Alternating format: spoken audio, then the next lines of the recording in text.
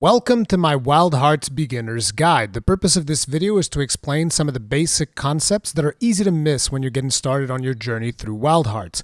At this point in time, we're pretty much at the beginning of the game. There's a prologue to this where you do a little bit of basic combat, some jumping around, moving your character around just to get the basics, but this is where the game kind of like really begins, right? So you're presented with a situation where there's a character here who is hurt, and when you go ahead and try to interact with her, that is what prompts the starting tutorial. Now, the starting tutorial is fairly good, but again, when you're just like thinking about, oh, I want to hunt, I'm thinking about this weapon, thinking about this other thing, it's going to be easy to miss on some of the nuanced aspects of it, which is why I wanted to start this guide here. So right now, our objective is to set up a camp. To set up a camp, you're going to need to place down a tent, you're going to need to place down a campfire, and you're going to need to get some healing water from this tree over here. But none of this is currently working because we can't actually set up any of these things because, you know, they're all grayed out.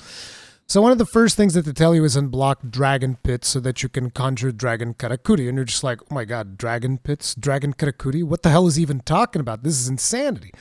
Okay, so this is what a dragon pit looks like. These are actually extremely important, and I know that some of you might have started this video thinking, okay, I'm going to get some hunting tips and some of that stuff, but some of these basic concepts are actually super important, and I wanted to hunker these down because hunting, pressing buttons while a monster is in front of you is not really overly complex, and I'm going to be doing some more guides for that as well, but the concept of the dragon pit I find particularly important. So whenever you see one of these dragon pits, and there's going to be plenty of them spread out throughout the multiple maps that this game has, you'll want to make sure to see if you can activate it. So you're going to press your left trigger, you're going to touch the dragon pit.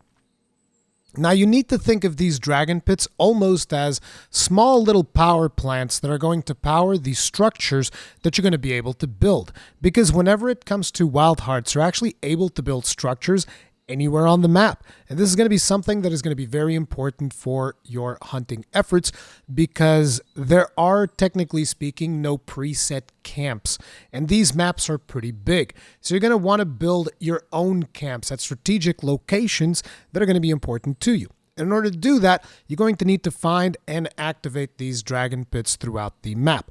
This is the very first one that you have access to, and as you can see, it says right there, dragon pit capacity. And it gives you all of these different resources, the leaf resource, the fire resource, water, wind, and earth. I'm actually not sure what that leaf resource stands for, but anyway, you know, you get all of these elemental resources once you activate this. So we're going to go ahead and activate it. He's going to tell you, you can now conjure more dragon Karakuri here. He tells you like a little bit more information about dragon pits. But basically, dragon Karakuri are structures. You'll be able to build structures, and these are going to be very important. Now, when you find these throughout the world, you'll want to activate them, and then eventually you'll also be able to upgrade them. And as you can see, when I upgrade this specific one, it is going to give me 12 more of the leaf resource. Different dragon pits are going to give you different resources. You want to upgrade these as much as you possibly can so that you'll have access to more structures that you'll be able to craft. Now, you're going to see that in order to upgrade this, you're going to need small mist crystals and small plum scent crystals. All of these are going to be materials that you'll be able to acquire in this map as you explore the map. You'll naturally encounter these resources out in the world, and then you'll be able to further upgrade your dragon pits. Different maps are going to have their own sets of dragon pits, which are going to require materials from that specific map. So right now we're in the base map, which I believe is called Hiragasumi Way or something along those lines. Eventually you're going to have another map that's going to be called the Spirit Isle. And in there's going to be different dragon pits with different materials that you're going to need to use. But anyway, right now we can't upgrade this one any further, but just by activating it, we've gotten access to a lot of resources. So now we can actually hold down on L1, which is the button that is used to cast Karakuri, and we can press up on D-pad, and that's going to bring up the Dragon Karakuri menu, which is to create structures. You don't have to just press up on D-pad, you can also press right on D-pad, you can press left on D-pad. It also works, and that way you're instantly cycling through the different structures that you can build. Now, when you start out, you're probably only going to have these two unless you have bought the Karakuri edition, because this thing right here, the Tsukumo lantern, this is just a decorative object that is like a part of the special edition or whatever, right? So, continuing onward. So our first order of business is going to be to build a tent. Now, you might be thinking like, "Oh my God, where am I going to place this tent? I got to make sure that I get it perfectly right and do everything correctly. I want to make sure that it looks pretty and all of this." And it's like, I'm going to put it in the gnarliest possible position that I can imagine, like right here, to make a point. You're like, "Oh my God, Rurikhan, that looks terrible. It's like floating in the air." Jesus Christ, dude. Your sense of aesthetic is atrocious. You're right. But you see, the thing is, you can experiment with this as much as you want, because right now this tent is pulling a drain on our Dragon Karakuri resources. It is pulling a drain of about 5 earth, which you can see on the very bottom resource, right? However, I can just go ahead and break it and get all of that back. So if I go to the dragon pit now, you'll notice that our resources are all maxed out again. So what this means is you can build whatever you want, whenever you want. Doesn't matter if you're in a rush, just build it. Doesn't even matter. Experiment with it, play with it, place it down, and then, just place it down and then be like, "You know what, I actually don't like it here. I'm going to move it over here instead." So don't stress out about the location of your things. Like, you can move them around and you lose literally no resources. So experiment to your heart's content. Really have a good time with it. Don't worry too much, okay? Just keep in mind that, if you're running low on resources, you might have to destroy a couple of things to make sure that you get all the things that you want. So besides this, we also need to set up a campfire. Now, the campfire doesn't really have a whole lot of utility right now because we don't have access to multiplayer, and we also don't have our little companion dude unlocked, which I'm going to get into that just a little bit further in the video. And then finally, we have the well here. Now, this well is very important because this is how you refresh your healing charges. If you look to the bottom left-hand side, you'll notice that we currently have 2 out of 10 of that little droplet of water. That droplet of water is your healing resources. So you press up on D-pad, you heal yourself. You saw my health gauge go back up, press up on D-pad again, boom. Now we're at 0 out of 10, which means we can't really heal up any further. If you go to one of these wells, you're going to be collecting, and that is going to fill us up all the way to max in this case. However, the only reason this is filling us up to max is because our max right now is 10 healing waters. As you progress throughout the game, you'll be able to upgrade this so that you'll be able to carry more healing waters. And at that point, whenever you come to one of these, you're only going to recover 10 of them. So keep that in mind, because that is going to be important as you are doing your hunts, because that is kind of like the limits of these healing wells. Also, another thing that you want to make sure you pay attention is pay attention to the way that this tree looks. It's pretty conspicuous. Should be fairly easy to identify if you spot one of these in the wild. And if you do, make sure to run up to it, because you'll be able to construct one of these wells, because this is essentially a Karakuri construction. And then you will be able to refill potions in that specific location of the map whenever you are in the middle of a hunt. But anyway, at this point, we've pretty much done all of the prerequisite things to get started. So we're going to go ahead and look after her. And there he is. "You dirty rat. You killed my brother, you dirty rat." This is going to be your very first Kemono hunt. Now, at this point in time, we really don't have access to any other weapon, so you're going to have to go ahead and hunt him down with the katana. So let's go ahead, slash him up. Get the hell out of here, bro. What the hell are you doing? Go away. Go away. Now, if you're the kind of player that just likes to wing it, it is fairly safe to just go out there on your first hunt and start attacking the monster and try figuring stuff out. They also have some tutorial things that they give you as you are hunting the monster, so, that's a way to go about it. But before we move on there, I wanted to pay attention to this location that we're in. So this is our main camp right here, and once you step outside, you'll notice that there's this bear-looking construction creature over here. This is your training dummy for wild hearts, and it is of particular importance. But besides that, you'll also notice that there's a couple of glowy things here. So you want to make sure that you pick that up. This was actually a small mist crystal, which is one of the materials that we talked about that you need to upgrade the little dragon pit that's inside there to allow us to construct more structures. But there are more things here. If you hold down on the left trigger, you can look around and you'll see that there are these trees that are glowing. Now, I want you to direct your attention to the bottom middle of the screen. You'll see that there is a number there. There's a number 4 with a couple of orange things around it. That is our Karakuri count. So there's several different types of Karakuri, The ones that we're building over there, the dragon karakuri, those are just structures. You don't really tend to use those in combat all that often. However, the ones that we're going to be doing now is things that you're going to be using in combat. So you start the game out, you only have the karakuri crate, which is the thing that's on your square menu there. This is whenever you press L1, which is your karakuri default button, and now you can press square, and that is going to create a box. And as you notice, that pretty much consumed one of our number at the bottom of the screen. So that means that I can only make 3 more boxes, and now I'm out of karakuri. I can't create any more karakuri. You guys are like, okay, what are these boxes for? Well, these have multi-purpose, but one of the most basic purposes that it's going to have at the very start is going to be to act as a jumping platform from which you can do special attacks.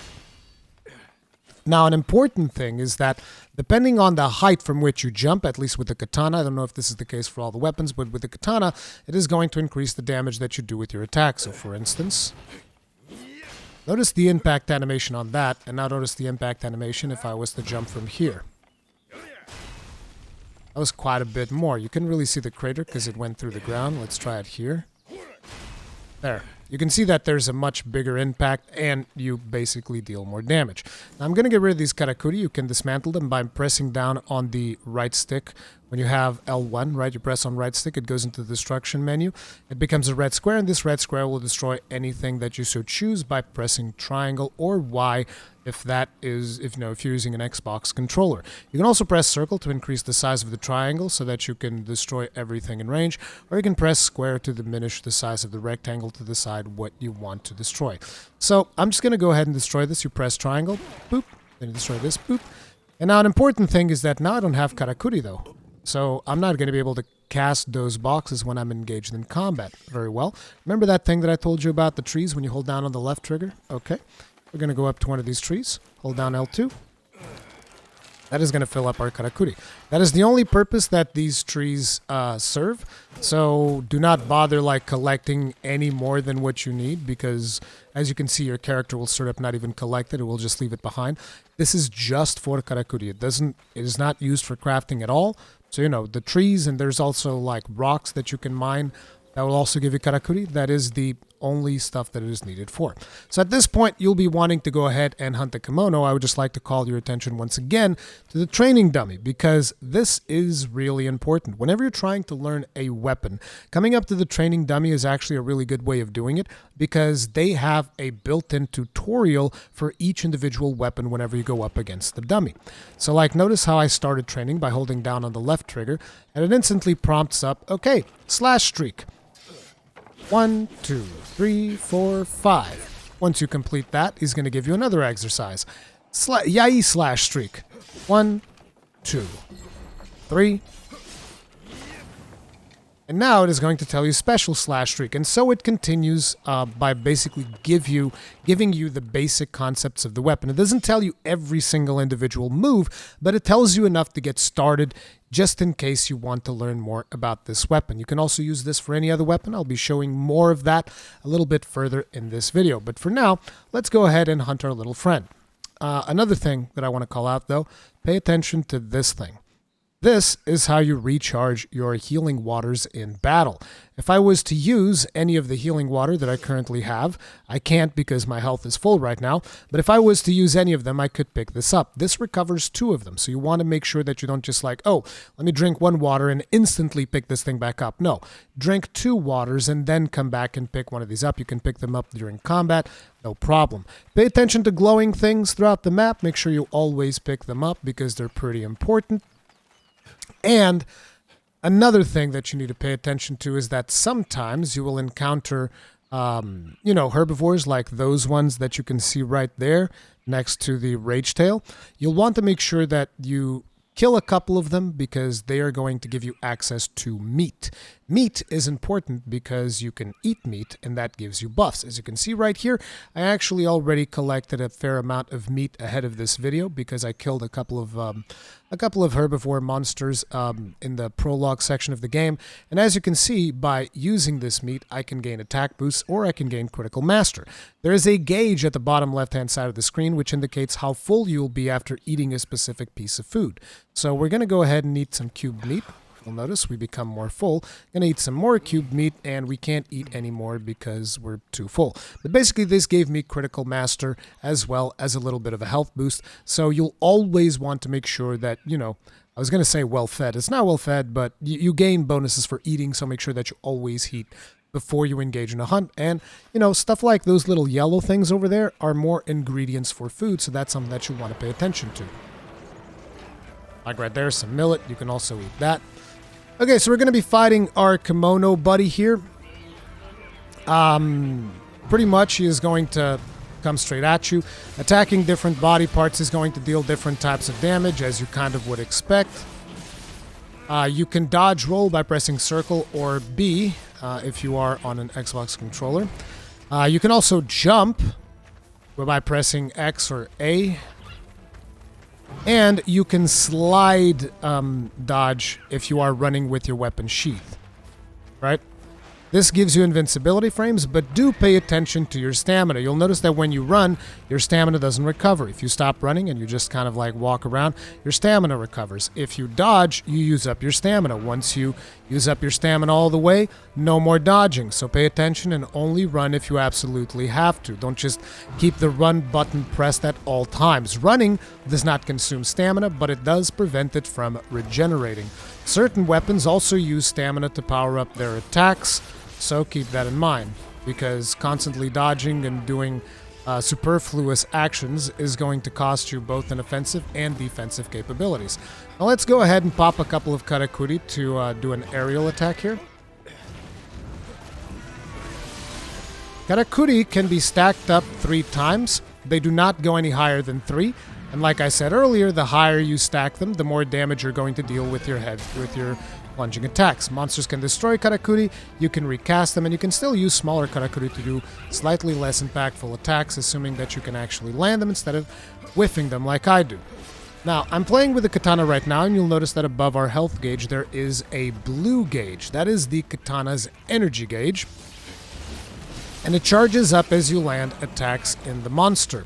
So the katana's mechanic is that when that gauge is completely full, like it is right now, let me just heal real quick, you basically get to superpower it and it becomes a chain katana, like so.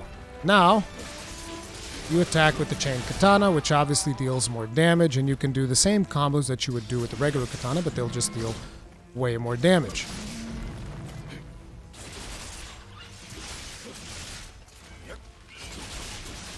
You can chop this monster's tail. There's a lot of monsters that you can chop different body parts off them, which then can be carved individually, which is pretty satisfying as well. Looks like he's getting a little bit scared, so he's going to go ahead and run away. We're going to heal once again, and pay attention because the healing animation keeps you in place a significant amount of time. And it might not look like much, but for certain Kemono, when they're coming at you with their entire ferocity and rage, it is going to feel like an eternity. But anyways, like I told you, we are currently at 8 out of 10, so I can go ahead, collect healing water on this, and boom, we now are back at 10 out of 10. Before we move any further, though, I'm going to open up the map because I believe that there's a dragon pit somewhere around here, which is right there, as you can see. So we're going to go ahead and we're going to activate that because, like I told you, it is very important that you activate as many dragon pits as you possibly can because it increases the amount of resources that you have available to you whenever you are crafting structures. So let's go ahead, pop that right up, and we can just activate this with one small mist crystal, and it is going to increase our earth resources as well as our leaf resources. So we're going to go ahead and do that. Eventually, you'll want to come here and upgrade a little bit further, but the important thing about these is that you don't have to go to the physical dragon pit location in order to upgrade them any further. You can actually open up your map by touching the touchpad or the back button on your Xbox controller, and you can click the specific dragon pit, and that allows you to upgrade it from any location of the map. So the only time you actually have to go to it is to activate it for the first time. Doing further upgrades, you just have to you just have to click them anywhere on the map and you can upgrade it from here. So that's just another little tidbit.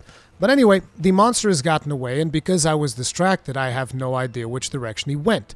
Well, once you start hunting a monster, the game kind of locks on to that particular monster because it is the quest target. So you can hold down on the left trigger, and that thread will lead you towards where the monster is. You just have to follow it. So let's go ahead and do that. Although do remember, you should hunt some of these boys right here because they drop meat for your future hunts. Is he going to get away because I'm not dealing enough damage? There we go. And then you finish him up. And like I told you, we get some more red meat. Eventually you'll get utensils in the form of dragon karakuri. They'll allow you to also cook stuff. But for now we don't have access to that. We also have a mushroom here. I'm going to be picking that up because that's more food that we'll be able to use. Now let's go ahead and engage in some more combat with our little friendly rat here. 1, 2, 3, comes the karakuri, and slice. That is some of the best damage that you can do early on, is this jumping attack with the katana. So once you get the practice of landing these karakuri down, it is just very satisfying to do this. Looks like he's already running away because he's had enough of my crap. Once again, make sure to pick up everything that you find along the way. You see that little red thing there? That's another crystal that you can pick up, which is crystal ore. That one is actually used in crafting as well. Let's pick up some more core stones. Core stones are used to craft weapons. As you can see, we have another dragon pit here, so I'm going to go ahead and activate it. Always keep an eye out for where things are in the game as you are doing hunts, because every action that you take in a map actually stays in that map. So for instance, say I wanted to do a dragon karakuri here, like say I even wanted to do a camp here, which you can, by the way. You can just plop a camp right here, and now if I die in combat with this karakuri, I can, with this kemono, I can just straight up respawn at this tent and be ready to go back into action. So that is something that you'll definitely want to pay attention to. Put camps down. And remember, at the end of the day, you're like, oh yeah, but I didn't really need that camp. Okay, you don't need it anymore. Get rid of it. No resources expended, and everything works as planned. But if you leave that camp here, we'll be here forever until you come and destroy it. That means any future hunt that you do in this map, that camp is in that location. Which personally is a concept that I really like because it allows you to create different camps throughout the game, and you can decide where you place them, as opposed to having the game set up your camps for you, where it's like, no, these are the places that you can come and rest and do all of your stuff. You just go like, no, I want to set up my camp elsewhere because I find that more interesting. You can literally, if you want to, because I've done this, you can set up a camp on top of that house. You can set up a camp on top of that house. It is wild. I just realized I was about it. It was wild. Wild hearts. That was so lame. I'm sorry. Dad jokes. Anyway, let's go ahead and finish off our friend here. I don't expect him to last much longer. Let's see if I can chop off this tail. That would be nice. I think I'm dealing way too much damage to chop off the tail. I'm probably going to end up killing him.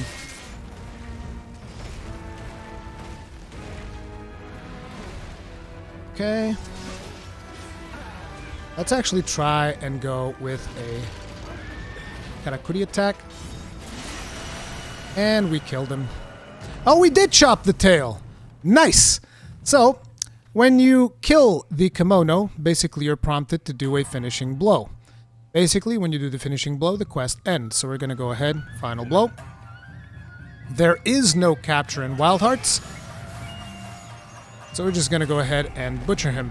And he is done. Arigatou gozaimashita.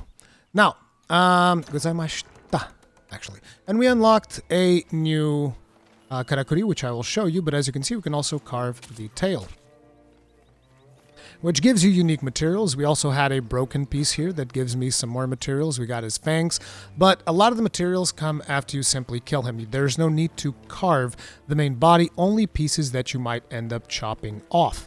Let's go ahead and collect this, and before we return to camp, I want to show you something else.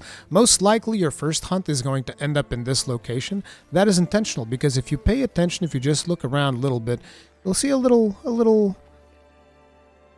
spherical dude over there just hanging out. And you're like, oh, what's that? I wonder what's he doing there? Who's this little guy? So, you're going to come over here, you're going to hit the left trigger, you're going to befriend him. This is your companion. You don't have to necessarily find him here, because there are plenty of Tsukumo spread out throughout this map. There's 50 of them in this map. There's 50 more in the other maps. I think each map has 50 of these that you can find. And every time that you find one of these, you'll want to make sure to befriend them because they give you this old cog resource that then allows you to power it up to help you. As you can see, he is now following you around. And he's actually quite helpful. He throws little Karakuri at the monsters, deals a little bit of damage. Sometimes he's able to draw aggro from you whenever you're in trouble and stuff like that. So he is very useful. Now, another thing that I want to show you before we move over to camp is that you can now do more Karakuri. Right? This is our basic Karakuri, which is the crate. We now have another Karakuri, which is the spring.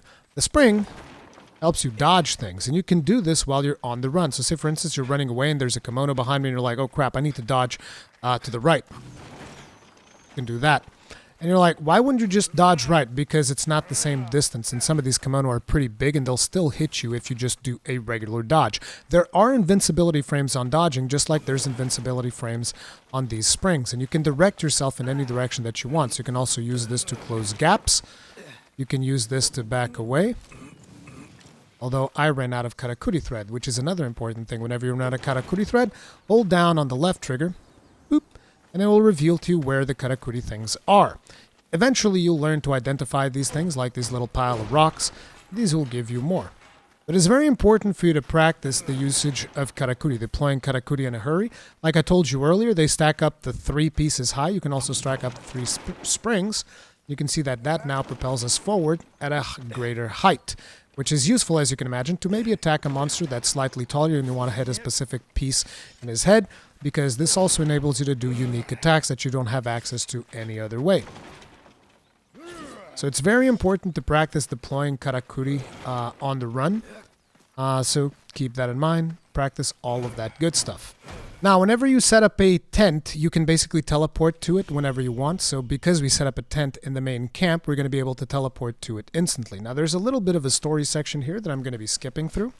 Now, if you remember earlier in the video, I told you we'd be back to this campfire so that I could show you its functionality, and that time is now. So let's go ahead and hit the left trigger. We're going to warm ourselves. So with this campfire, you can decide on what to hunt next. This basically opens up the map and tells you like which quests you have available, which right now we only really have a Rage Tail because that's the only monster that we've hunted so far. Then there's also the options to play online. So, if you want to play online, you come to the campfire, you start your online session. There are also some portals that you can use to play online, but that's an extra functionality. But the most important thing that the campfire provides you is enhancing Tsukumo, which is the companion that we picked up just earlier. Now, if you go here, they're going to be giving you a bunch of options that you can upgrade your little buddy. Now, Threader Form basically causes him to give you additional resources so that you can go ahead and do more Karakuri. Assist Form causes him to heal you from time to time, so you can imagine that in my main save file, I pretty much put all of the cogs that I found into the Assist Form so that it would be able to actually heal me from time to time, and he actually does a pretty good job of saving my ass from time to time, so I would definitely recommend that one. Defense Form increases how tanky he is. I'm not exactly sure how useful that'll be. I'm assuming that Defense Form will eventually also give him skills to taunt the enemies because he also does that from time to time. So I'm assuming Defensive Form will give you that. So maybe if you're playing with a gun or, a weapon that requires you to be a little bit more defensive, the Defense Form might be useful. And the Attack Form is self-explanatory, increases the damage that he deals. Now, personally, I focused everything I have on Assist Form, but, feel free to experiment with it. But do remember, whenever you pick up Tsukumos out throughout the map, like I told you, there's 50 of them on each of the maps. Whenever you pick those up at certain intervals, make sure to check back into your campfire to see if you can upgrade your little companion buddy because he does come in handy from time to time. So for this next section, we're supposed to be crafting a forge. So if you open up your Karakuri menu and you go into your Dragon Karakuri section by pressing D-pad left, up, or right, you're going to see that the forge is not actually present here. And you're like, oh, okay. And as you can see, there's instructions to go to the info screen by pressing on the touchpad. Or if you happen to be on an Xbox controller, you can press on the back button. And then from there, you can navigate to the Karakuri tree, which is 1 time to the right with the right trigger. And it will then show you the actual Karakuri skill tree, which there is tons and tons of. You get this resource that you need in order to craft additional Karakuri by killing Kemono. Obviously, the more you kill, the more of this resource you get, the more you get to, advance down this tree. And this tree, my friends, is pretty long. As a matter of fact, if you look down to the bottom in the middle of the screen, you'll notice that this tree is so long that there's actually a prompt there to increase the scrolling speed so that you can scroll through it faster. Okay?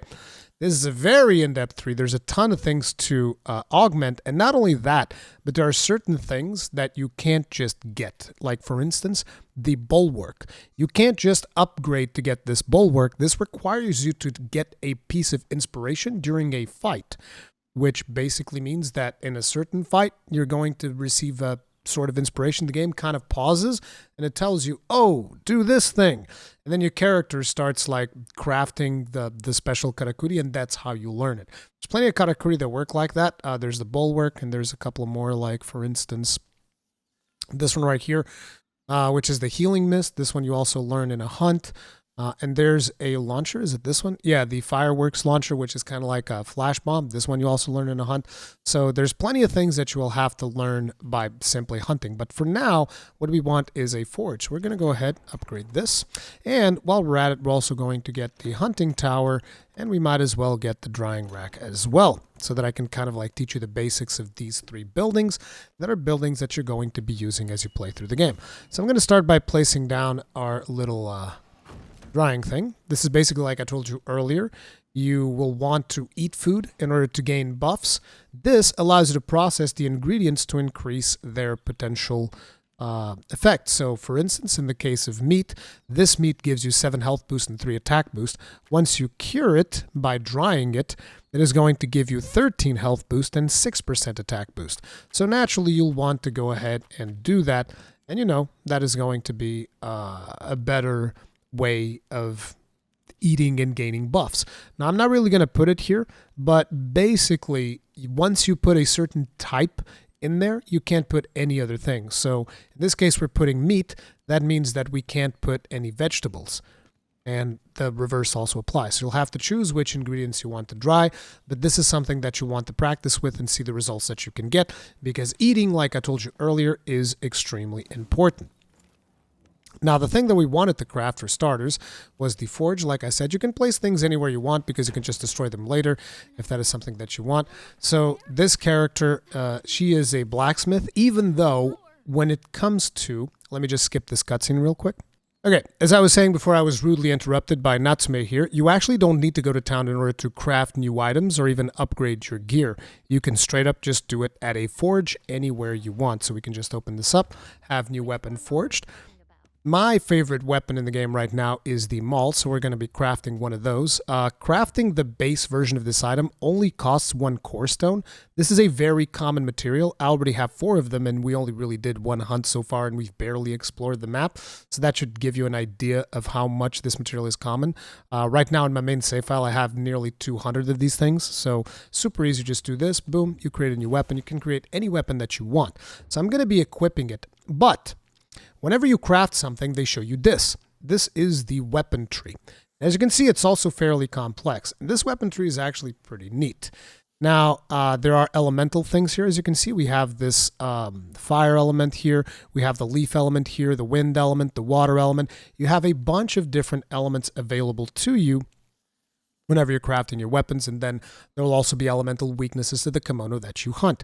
But before we go down the road of elemental weaknesses and all of that, which I will show you as well, let's just talk a little bit about upgrading your weapon. So right now you're at the base level. You have the Great Maul, deals 100 damage. That's it. You can eventually move it over here, but that's not available just yet. You will also be able to move it over here, but that's not available. It becomes available the more you hunt, the more monsters you unlock and stuff like that. You can start upgrading things.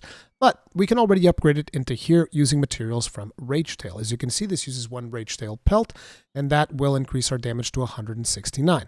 But then there's another upgrade over here that takes our damage all the way up to 170. And now you guys might be like, okay, well, we should probably take the 170. But you look at this one, it's like, oh, but that one has 3% crit chance. Decisions, right? Do you want 3% crit chance? Do you want Savage plus 4? But now, I want you to notice something. These 2 weapons are linked horizontally. Not all of the weapons are linked horizontally, but these 2 are. Now, what exactly does that mean? Well, what if I want both things? I think I'll take both, right? So we're going to go ahead, we're going to go upgrade, and we're going to upgrade our Great Maul into an Aromatic Plum Maul. Boom. Our maul now has 169 damage, nice, and 3% crit. Then you can move that over here, and you can inherit the critical damage from the previous maul. So that means that now my maul has both the additional damage as well as critical master. Which is pretty damn good if you ask me, so I'm going to go ahead and do just that. Boom. And now you're like, oh, that's nice and all, but at the end of the day, I ended up crafting this maul and I didn't like it, which sucks because now I wasted all of my materials. No, you didn't, because you can just go all the way back here and be like, give me my materials back. And when you do that, they will basically revert the maul back to its base status and give you all of the precious materials that you've used. However, it will cost you a little bit of gold, but it's not the end of the world. I have not been stopped by anything in this game so far in terms of gold cost. Then again, I'm only like 30 hours in, so that might change in the future. But right now, gold has not been a hindrance at all for me in the game. So this is a really cool system because basically it lets you experiment. Like you might think, oh, I've hunted this monster. Now I got this really rare material. I got to really choose well which weapon I'm going to use this material on. No. Use that material, whatever the hell you want. Try it out. You don't like the weapon? That's fine. Revert it back to where it was. Recover your material, and you're done, which is friggin' fantastic. Like, everything about this game seems to reward experimentation, which is something that I really appreciate. But anyways, we're going to keep the hammer as is because, you know, I actually like hammers. And we've now been sent on a different hunt that I actually want to go ahead and do because that is, there's one more mechanic that I want to teach you guys.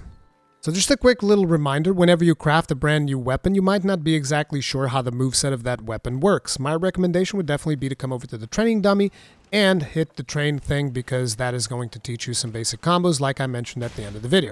And you might be like, but Rurikhan, I can just wing it and we'll be fine. Some of the weapons in this game are a little bit more complex than you might think initially. Like in the case of the maul, for instance, I just crafted the maul and I just started like going at monster with this. Now I was dealing like almost no damage because the mechanic of the maul is very specific and it requires you to press the right trigger at the right time in order to extend the hammer in order to deal massive amounts of damage. If you do not use this mechanic, the hammer is pretty much worthless. So, because this is a core mechanic of the hammer. So I would definitely recommend you to, you know, if you try out a new weapon, make sure to check it out over here at the training dummy to at least get the basics of the weapon down. Now, we've been sent to hunt another monster, and there's one more structure that I still haven't shown you guys what it does. Because, you know, we upgraded to allow 3 more structures, and one of those I haven't placed it down yet. I'm going to be placing it down now. I also wanted to show you that you don't just have to place things down over at camp. You can place things down literally anywhere in the map, and this is important. So we're going to be placing this tower here, and this tower is basically a radar that detects Kemono. If you now open up your map, you'll notice that there is a range. This range can eventually be upgraded, but you know, this should give you an idea of where you might want to place different towers in order to achieve you know, maximum coverage of the area. Because right now, if you look like past here, this is completely wasted radius. Completely wasted. Now, we did find our target, which is right there. So that's the monster that we need to go ahead and attack. But, you know, that's essentially what this tower does. What's this thing called again? The hunting tower. And always remember, you can also just place this temporarily and then be like, you know what, I actually don't want this here. And you break it down. Doesn't matter. You already detected the thing. So if you're someone that doesn't feel like, oh, I don't want to be, you know, setting up camps and doing all of this thing. I just want to hunt things. That's fine. You can literally just plop down the tower close to where you think the monster is, and it will tell you where the monster is. Now, me personally, I find it more satisfying to build camps all over the place, but to each their own. Whenever you're out hunting monsters, do remember that if you happen to find dragon pits, you'll want to make sure to touch them and activate them like I've mentioned previously in the video. This just happened to pop up while I was hunting that monster that I'm going to be showing you guys a special technique on. And another thing is also, remember how I told you about the special looking trees? Always pay attention to them because you can basically come over here, construct a well, and then whenever you're in the middle of a hunt, if you start running low on healing materials, you can come over here and refresh yourself. Do remember though, these give you 10 potions. So try to only come and get these whenever you actually need them because they do have limited uses during a hunt. If I was to collect this, as I am going to, notice that in the map, Oh, wait, my arrow is right on top of it. Notice that in the map, it shows up... come on. Notice how on the map it shows up as a little colored water bubble. Once we go ahead and consume this,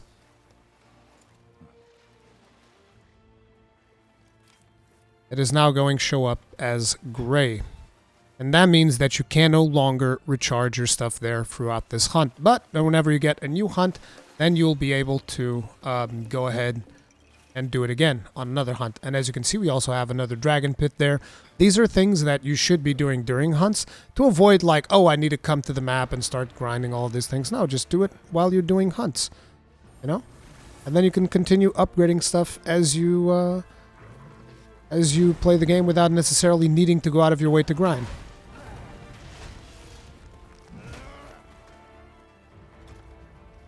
Always remember whenever you happen to break a part of a monster, collect it before you move on. Because, you know, it's precious resources, so make sure to always grab those. So as you are engaged in combat with Kemono, at some points you might put yourself in a situation where you're like, oh no, I am very low on Karakuri. Notice how there's an open wound in this Kemono right now from all of the hits that we've done. Well, you can actually grapple onto the Kemono and extract some Karakuri off of him by pressing the left trigger. And the way that you do this is you jump and you press the right bumper. It's a little bit tricky on smaller monsters like this one. It's easier on bigger monsters. Let me see if we can make this happen.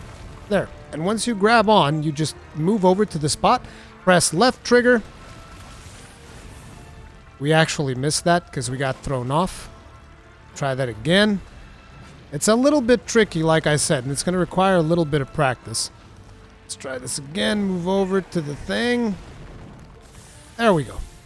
And as you can see, we now have 14 Karakuri. This actually allows you to go way beyond the limit of Karakuri that you usually have access to, which is really good. Another thing is that if you rewind the video a little bit, you'll notice that we were 7 out of 10 potions, and now we are 10 out of 10. This is because you also get a little bit of potion recovery whenever you do that. And yeah.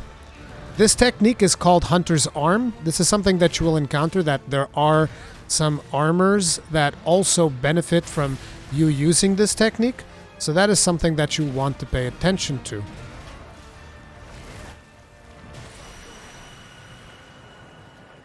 But anyway, that is going to be it for this guide. We just finished up another boy here. I'm going to go ahead, mess his ass up. Boom! Thank you all very much for watching. Hopefully this guide helps you guys out. I will have some more advanced guides, some weapon-specific guides, and some other stuff that relates to Wild Hearts coming up on the channel as time allows. And there will also be the full playthrough that I will be uploading whenever I get around to actually editing it, because time has not been on my side. Thank you all very much for watching this video. If it did help you, leave it a like. If you enjoyed it, leave it a like, subscribe, bell notification icon, all of that jazz. I'll see you guys in the next one. Stay strong, stay safe. Peace out.